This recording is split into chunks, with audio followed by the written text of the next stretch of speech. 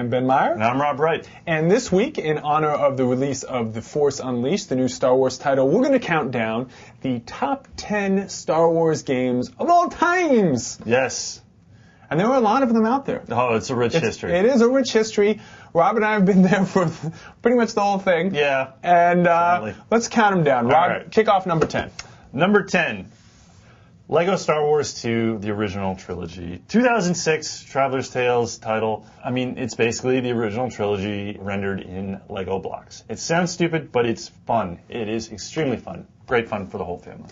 Lego fun. Yes. Number 9, Empire at War. Oh. Probably the only RTS of note in this genre. Yeah, really strange. They bit off a lot. The scope of this game is what really makes it. I don't know if it compares to the big RTSs. It really, for a Star Wars game, it is pretty fun to play. Yeah, a great title from the ex-Westwood Studio guys at Petroglyph. Number 8, Dark Forces, the landmark Star Wars title, the first FPS for the Star Wars franchise. Kind of a Doom ripoff, but it elevated the genre in some ways. It added a lot of freedom to the controls, looking up and down and crouching. You could do worse than ripping off Doom. Exactly. It's not like other people. Not like other places. Didn't other do that games either. haven't done that. Number 7, X-Wing. Yeah. Kind of where it started it all for LucasArts. That was 1993, that original space sim. Yeah. In the fighter plane, first person, just a really, really fun game, and felt so real at the time. My hours of college wasted on that game. Oh boy. Number 6, speaking of being in the space sim cockpit of an X-Wing, Rogue Squadron 2, Rogue Leader from 2001. Now this was a GameCube title, and not many people played it. GameCube wasn't very good, but it is outstanding. I highly recommend anybody out there with a GameCube to go pick it up. It is one of the best titles for that platform, one of the greatest Star Wars titles. I wonder if you can get it ported to the Wii if they have that emulation stuff. I believe you can, yes.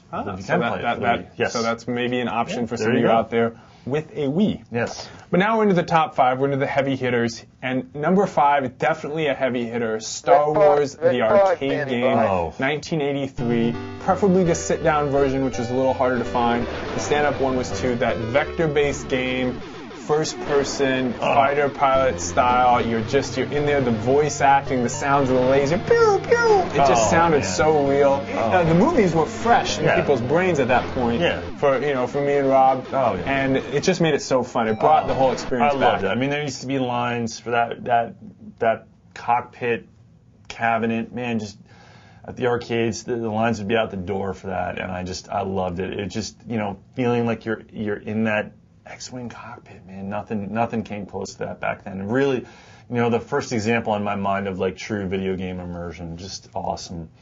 Number 4 on our list, Jedi Knight 2, Jedi Outcast from 2002. This is a really interesting title because it's actually a spin-off of Dark Forces. Outstanding visuals based on the Quake 3 engine. It was developed by Raven Software. And this game is really notable because it continues the Dark Forces sort of timeline, storyline.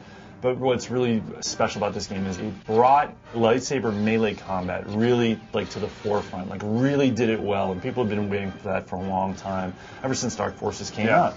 And lo and behold, 2002, you finally get a really great game with awesome lightsaber combat, and it just really elevated this title, and of course it had a very good multiplayer mode too. And in relation, number 3 is actually Jedi Knight Dark Forces 2, of which Jedi Outcast was a spin-off, and really took the Dark Forces formula and added a lot more diverse gameplay, I guess you would say. You brought the lightsaber duel and some other kind of force to that FPS genre, still fast-playing, really fun game. Yeah, and again, multiplayer. And the thing I remember about this game was it had a really good AI. Yes. And it just really made the game even better. The heyday. Number 2, all right, we're getting into the top 2. And if you're a Star Wars fan, if you're a PC gaming fan, you probably know what the top 2 are, but not the order. Drum roll. Number 2 is TIE Fighter, the 1994 hallowed classic, arguably one of the greatest space combat sims ever made. It is a sequel to X-Wing, but as you can probably tell from the title, you're playing on the side of the Empire. You are in a TIE Fighter. You are a bad guy. You get to create all sorts of havoc and blow lots of stuff up. Always fun. Really interesting story. Really sheds light on sort of the whole Empire side of the Star Wars universe, which we hadn't really seen before. And yet, just the gameplay still holds up today. you could fire that game up right now, and I'd waste the rest of the afternoon on it.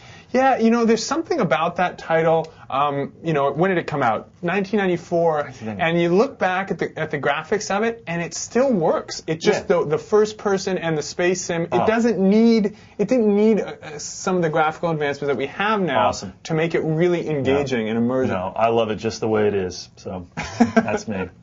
And speaking of which. Drum roll once again for our number one Star Wars game of all time, Knights of the Old Republic, BioWare, 2003 RPG. They won a lot of Best of the Year awards. Not just a good Star Wars title, but a great, rich RPG in its own right. Good graphics, deep, complex story. Just everything you'd want, pretty much. Really, I mean, it's got to be the best. For me, for you, I think for everyone out there, I think that this game has something to offer. It really is one of the best RPGs of the decade, maybe of all time, as far as I'm concerned. But the thing that really made this game great, I think, was that there are two things. It had the dark side versus the Force. It really had that dynamic down perfectly, just being able to customize your character and move between the dark side and the Force and good and evil. And the other thing was it just created such a rich, unique world for the Star Wars universe. Taking place 4,000 years before A New Hope and the original Star Wars.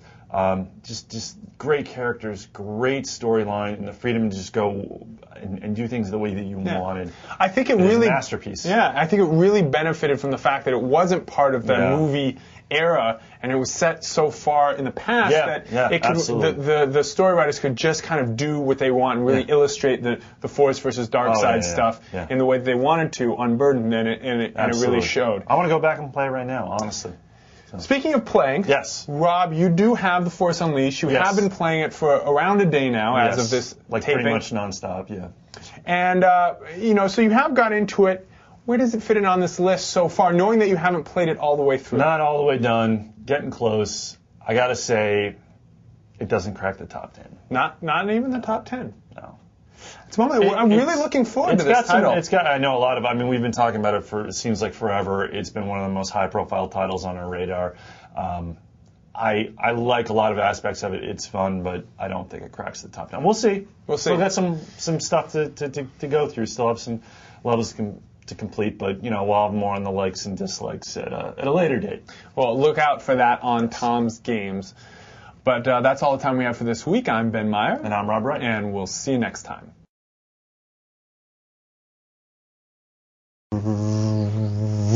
Yeah, you're... Stop. You're retarded.